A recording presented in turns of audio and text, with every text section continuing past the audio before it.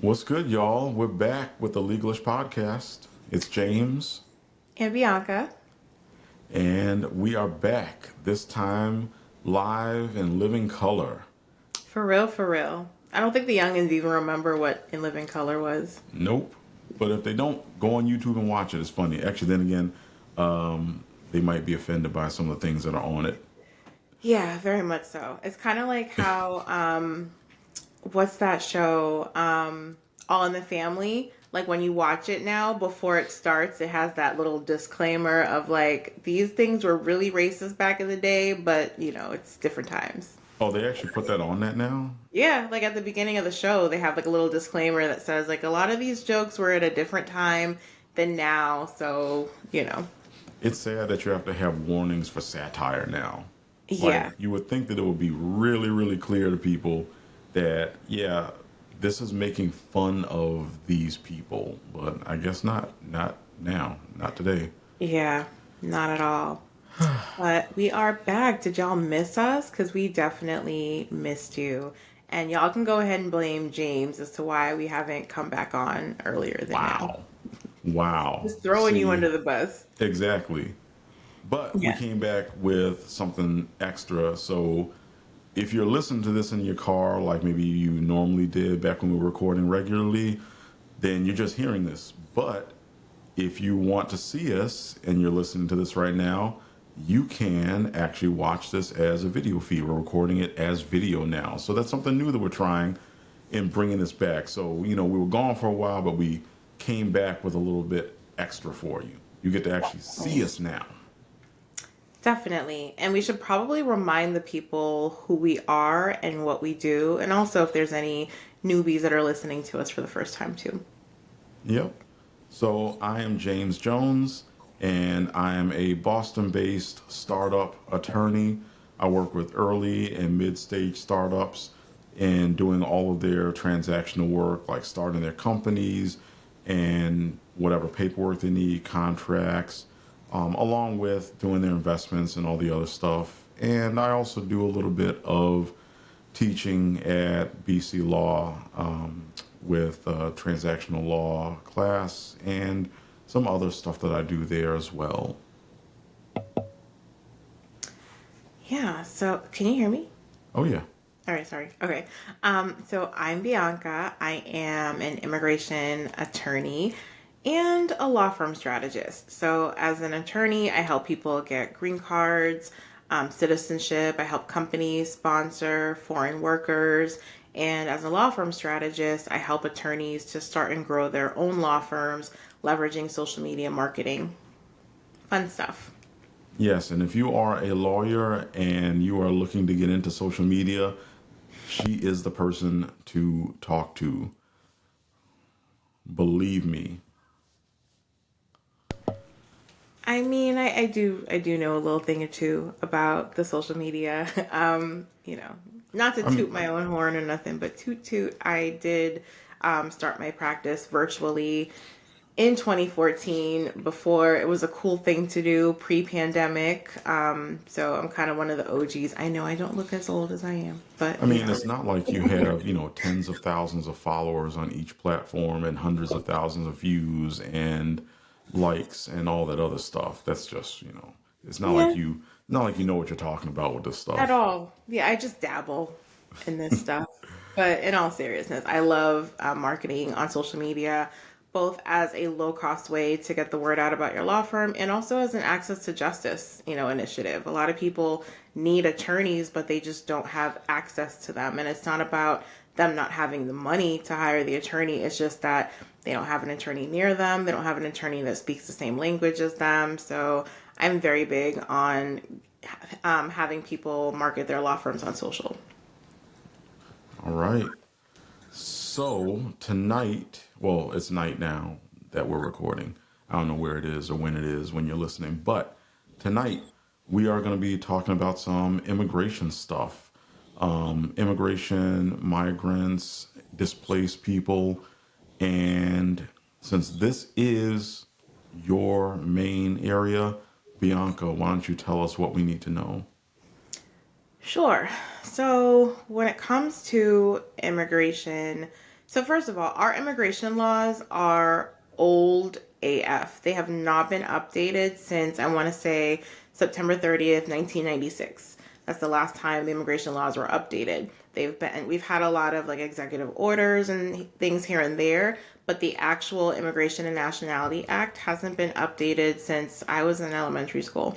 Do you And mean so the it's federal been, government has been moving slowly on an issue that's important? Have I they ever done mean, that before? I no, I think this is the first time. Yeah. So, yeah. So the law hasn't been updated in a really long time. And one recent example that I can share where it's really kind of been a sign of the times and shown how old it is. During COVID, a lot of students who were here, a lot of immigrant students that were here on an F1 visa, they had to go to school virtually because almost every school was like, y'all can't come here in person, you have to go to school virtually. But under the law, if you're here on an F1 visa, you're not allowed to take classes virtually. So they made an exception for like that one semester. And then come, I want to say September, like fall 2020, the Trump administration was like, well, since we're doing school virtually anyway, y'all can go back to your home country. You don't have to be here. And obviously, all the schools were in an uproar because most of their income comes from international students because they pay more money than, regular like citizens or green card holders. I think like Bunker Hill Community College, I think if you're an international student going to Bunker Hill, you might be paying like $30,000 a year to go there. It's like Yeah. ridiculous. And Um, tell me if I got this right. They're not eligible for like federal aid, like student loans or anything. So a lot of mm-mm. times international students literally write a check Yeah, in full when they come here exactly. for their tuition and fees and everything. Yeah. Right.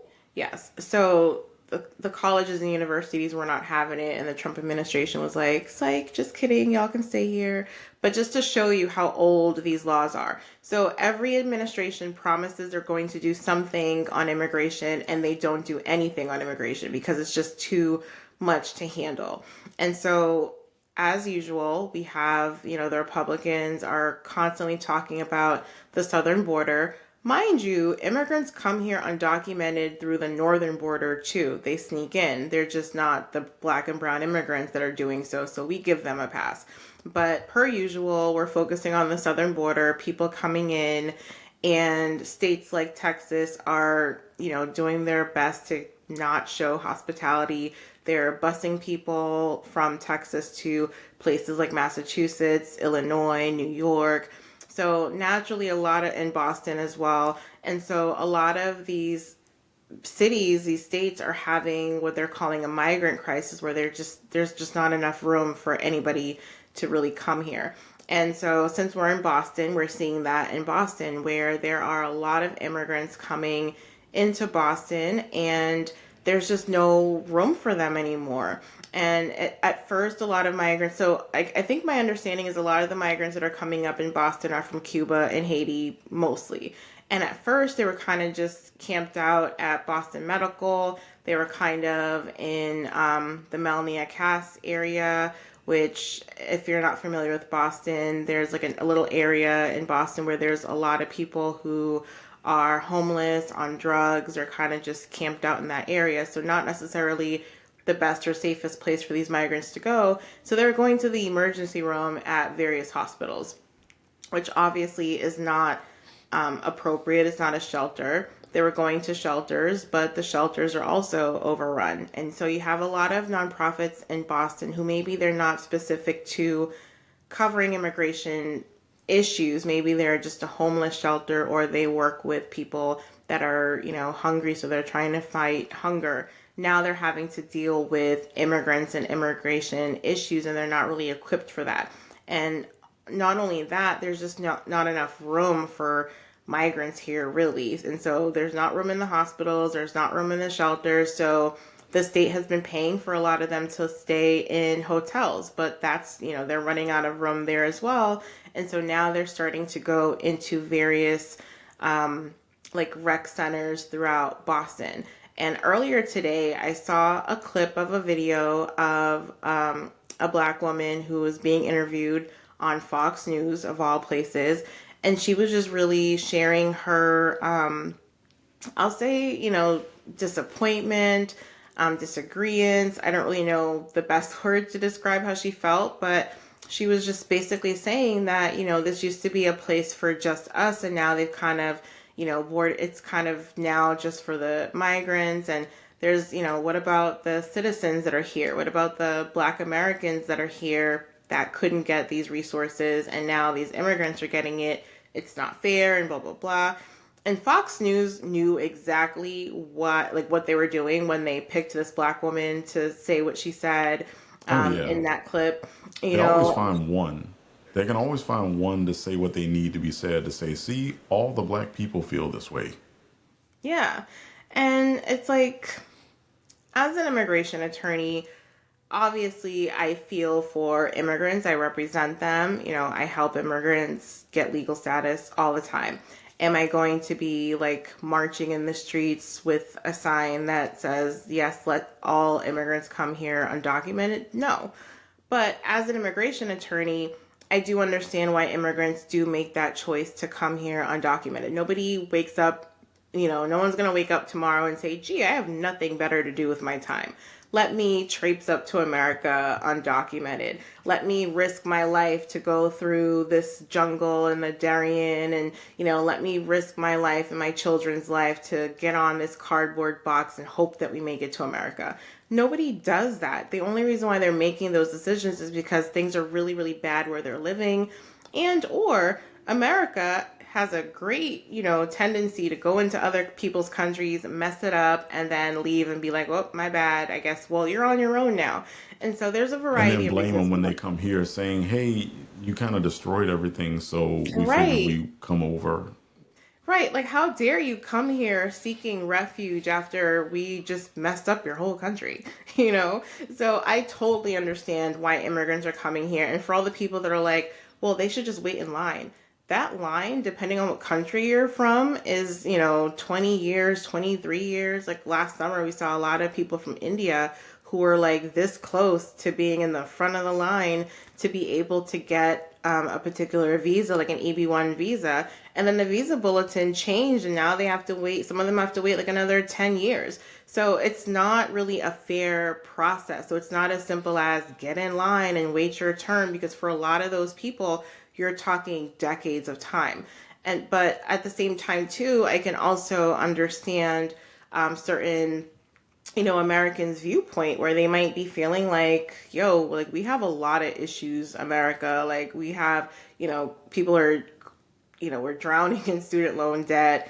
We don't treat our veterans the way that we necessarily should. We've got roads and bridges that need to be, repaired and stuff. We have all of these issues that are happening in America. And now you want to also bring more people in to care for those people when we're not even taking care of all the people that we have now. So I can totally see both sides of it as well. My parents came here, legally. So I am definitely pro like coming here legally, but at the same time too, I totally understand why people make the choice to come here undocumented, and I don't, fault them for that.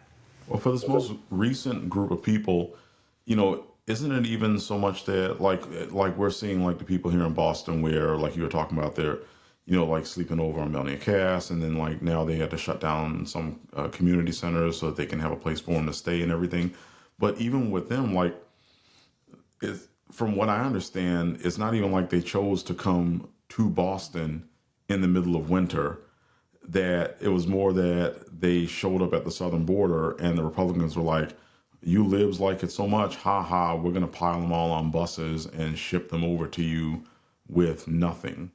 Like, it's not, from what I understand, it's not like they like they crossed the border and then said, okay, now let's walk another several thousand miles in Right. the winter freezing cold so that we can get to Boston or New Yeah. York or wherever else. It's like they were Yeah. shipped up here.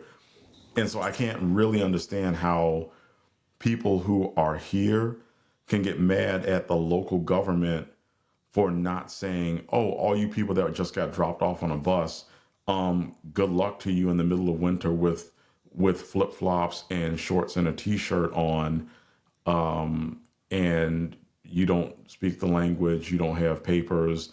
and you can't work or do anything. So, well, sorry, good luck. Hope nothing bad happens. Like, how can you be mad at the local government for giving people like the bare minimum of a helping hand to say, here's something to keep you alive for the time being. Here's some clothes, here's some food, here's a place to stay so that you're not homeless, and then we'll figure the rest out later to get you like, up and on your way and doing things. I don't get the logic of people here being mad about something like that. I mean, definitely the the governor of Texas is just something else. Like him, DeSantis, like all of them. It's like they're just the immigrants are coming and they're like, we don't want to deal. We're gonna ship them off. As if they don't actually employ immigrants. As if immigrants aren't out here being nannies to your children. Yep. Working in your hotels, cleaning your houses, building your houses. Like people act like immigrants are coming here and they're not doing, they're just out here, squandering, committing all the crimes and all that stuff, and that's not what's happening. Yeah, exactly. Like, I don't know. I guess I have just a different view than maybe some other people. But like you said, also, Fox made sure to find the right person to talk to because they probably walked past 100 other people to find the one person who was willing to say what they wanted to hear to try to paint the picture that this is what everybody is saying and doing. Because I'm in a program that is at the Melnia Cass Rec Center, and we had an announcement. They sent an email out Friday or Saturday saying, "Hey, here's what's going on. Once we know more, we'll tell you." And then, on Sunday we were at our fitness program there, and right before we started, it was like, "Hey, everyone, gather around. As of tomorrow, it's going to be shut down, and they're going to be having people stay here, and they're working on finding an alternative site and all this other stuff." And I can't say that there was a single person in there who was upset about it. Like they were like, "Oh, this is disappointing because we like this program and we still have like 3 more weeks left of it or 4 weeks, whatever it is." But everyone in there was like, "But yeah, this is way more important. People need a place to stay. So like, how can you be mad? Like you might be disappointed, but like, oh man, I wish my program could keep going." But then you're like, but this program is so much less important than a 4-year-old or a newborn freezing to death overnight trying to sleep outside. Like those are priorities. People have priorities, and they know that a temporary inconvenience for you not being able to do your regularly scheduled program for a month or two is so much less important than someone being able to not freeze to death overnight sleeping outside, against their will after being shipped to a location that they didn't ask to be at and probably had no clue what was going on or where they were being sent in the first place. Absolutely. And some people have been living at the airport. Like some people, they literally have nowhere to go. So even though, Texas, Florida, whoever is shipping them up, there's just nowhere for them to go. So they've just been staying at Logan Airport, or whatever airport they go to. In New York, it's really bad. I mean, Mayor Adams he's a mess anyway, but Yeah, I don't think the dude was ever actually in the city. From what I understand, he's always at a party yeah, somewhere in some somewhere other not doing state. his job. Like he's just yeah. And so, these people, I get it. Like nobody, because some people will make the argument, well, nobody asked them to come here. That's not the point. We claim to be all about human rights and caring people. We lead the Human Rights Council for the United Nations, which is a joke, in my opinion. We definitely should not be doing that. But I also, immigration is something that's never going to change. It's not going to go away. And again, the laws have not been updated since 1996. Like we didn't even have like internet in 1990. Well, not appropriate like internet like we do Not real today internet, in like yeah, like 1996. everyone actually getting online. You had to Right. Like special to we get on didn't the internet have back then. Yeah, and so our laws are just like so antiquated, and people are going to still continue to come here regardless of the administration. Immigration did not really stop when Trump was in office. Immigrants still came here undocumented when Trump was in office. He said that he wanted to deport all of the immigrants, or as many immigrants as he, could possibly deport. He wanted, because, his thing was to compete against Obama. Obama was deporter in chief. At that time, nobody had deported as many immigrants as the Obama administration did. So Trump wanted to, I guess, beat that, except that he couldn't because he didn't, he kind of froze immigration budget. So we didn't have enough judges. You can't just go around rounding people up and throwing them on a plane and sending them back. We kind of have something called due process. They have to go through court. We didn't have enough judges. We didn't have enough people to process immigration applications and stuff. So a lot of the, like puffing his chest if I'm going to deport all the people, logistically couldn't have it. You couldn't make it happen because we didn't have enough of the budget. My fear is that if Trump is reelected in November, which I fear is going to happen, but that's a conversation for another day. Yeah. I think he's just going to pick up from where he left off. Maybe, maybe the people would have kind of done like a post-mortem on the Trump administration, part one, to see where they, where their flaws were or whatever. And maybe they will correct the budget to allow for hiring more judges to kind of deport more people. I'm not really sure. But while we have these immigrants here, they are assimilating, they are learning English. They're not all out here committing crimes because the majority of immigrants that come here, like statistics have shown that when you have immigrants living in your community, it actually makes your community better and safer. These people would not just risk their lives going through what they have to come through to make it here just to be out here committing crimes. They want to work here. They want to make money to send home to their, families back home. They're not coming here to be as violent as America or the right would have you believe they are. Meanwhile, and it's also hypocritical for us to be talking about how violent the immigrants are as if America is not violent on its own. We have a mass shooting every other day. We got a whole bunch of just white people out here doing bad things, but sure, let's blame the immigrants.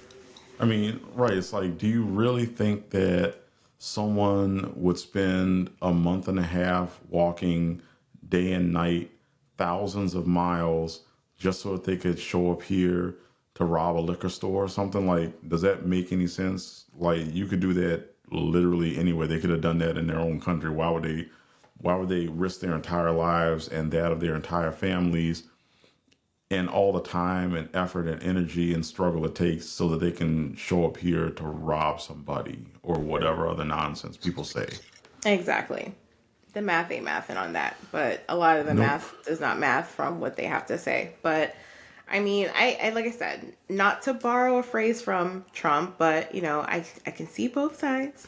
And I definitely I sympathize for people that are here already feeling like, their wants and needs are just being set aside to meet the needs of the migrants. I can totally sympathize for that. I don't think that's entirely fair, but also I can understand that a lot of these people didn't know what they were getting themselves into. I know of some immigrants who came here thinking America was going to be amazing, and they were like, you know what, this is ghetto. I'm going back to my home country. I know someone, a friend of my mom's actually, she was a nurse in Haiti for a really well-known hospital that is in partnership with a hospital in Massachusetts, and she came here to visit her family. While she was here, they announced TPS for Haiti, so she figured, well, I'll just apply for TPS for Haiti, and I will just I'll just stay here. And so she did that, and she thought, okay, well, I'm a nurse. Let me just go work for the US branch of my company. And they were like, that's not how this works. Like, you're a nurse in Haiti, like, but you can't just be a nurse in Haiti or anywhere else and just come here and be a nurse. So she was kind of limited to what she could do for work, which severely limited her income. Her income was greatly reduced between what she was making here versus what she was making as a nurse. And she was like, nah, this is not what I signed up for. I'm going to go back Yeah. home where the weather is better and the views are better and all that stuff. So she went back. And that's what people need to understand about immigrants. Immigrants are people who, at least for my clients, a lot of my clients were doctors, lawyers, engineers, nurses in their home country, but they can't just come from India and be a nurse here or come from wherever they're from to be a doctor here, they have to literally start all over again. And that's something that my American ass would not be trying to do. Like, I'm not trying to go and imagine we had to do law school all over again Right. and take the bar all over again. Like, no, I'm not doing it. Or I'll go start an college and then OnlyFans. law school all over again. Yeah, no, I'm not doing it. I'll go start an OnlyFans or something. I'm never going back to law school or school at all. Like, I think I'm all schooled out. I think I have enough degrees to last a lifetime. But these immigrants do that every single day. They come here, they are cab drivers, they're your Uber drivers. They're doing things that are like quote unquote beneath them considering the level of education and skill that they have, but they just can't waltz into America and be a doctor. And despite that, they still start over and they still be doing better than y'all. Well, on that note, Like, can you imagine if immigrants could come here? Imagine immigrants could come here and literally from day one, they could just hit the ground running and, they could be a doctor like they were back in Iran or whatever. Y'all would be so mad. even madder than current mad. Yeah. Well, that's the situation that we have now. Yeah. So, But I could talk about this stuff all day. This is like my Captain America. I could do this all day. well, we did want to hit the people with a shorter episode to get everyone back into the swing of things. So, I think that it's good that we now know what's going on with the situation involving the most recent situation with migrants coming into the country and being shipped and bussed around like cattle, and how all anyone is trying to do right now is trying to help them to get through the most basic and immediate survival level, and then take it from there. So everyone who is upset about what's going on, I know things might be hard for you, but take a step back because they're a whole lot harder for somebody else right now. And it's okay to help somebody who's doing worse than you for a moment. And then you can be back on the center stage again. Definitely. So that's my view on things, whether you agree or not. Absolutely. Yep. So we'll see what happens. But obviously I'm super passionate about this stuff, but I just gotta remind people that, I mean, I don't know. I don't want to start another tangent. Well, let's leave it there then. Let's tell the people where they can find us. So I am Brazen Lawyer everywhere. I am spending a lot of time these days on Threads and LinkedIn. I love Threads. I know you don't like Threads. Nope. But this might be a And generational thing too, because like you're older than me. So I'm like a year older than you. you're definitely like 7 years older than me. You're a whole generation older than me. So I feel like because you're still on Twitter or X, whatever. And I'm on Threads. So maybe the younger, cooler people like Threads, and then the older people, y'all can keep Twitter. Wow, the old people. Okay. Because who's even on Twitter these days? Everybody. I All don't the know. people. I don't know. Didn't nobody leave. Everyone said they were leaving, and then they were like, well, I'm just actually going to pay for the verification thing instead. No, I'm not. I didn't do that, but Yeah, I but like Threads. Like Threads is pretty cool. I like it. I like the little community. I mean, I've had to block like 5 people so far, but because they were given Twitter energy, and we don't play that over here. But I like Threads. So I you can might find try me it over there. again. Who knows? Yeah, so you can But find me over otherwise, there. yep, and you can find me at pretty much everywhere as Boston Startup Lawyer, except for Twitter, where I'm lost for words. And that's it. Why don't you just change your name to Boston Startup on Oh, I Twitter? can't because it's one character longer than you're allowed to have a username. Yeah.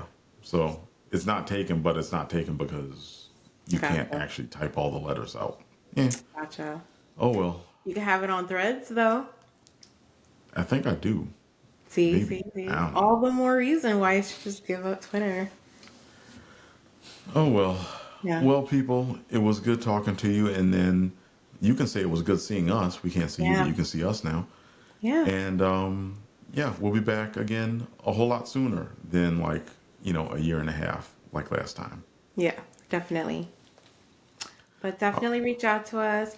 Happy Black History Month and leap year. Woo woo. You get an extra day of all this Black excellence. Yep. And we'll be back again with another episode soon. Later. Later, y'all. Oh, there it goes.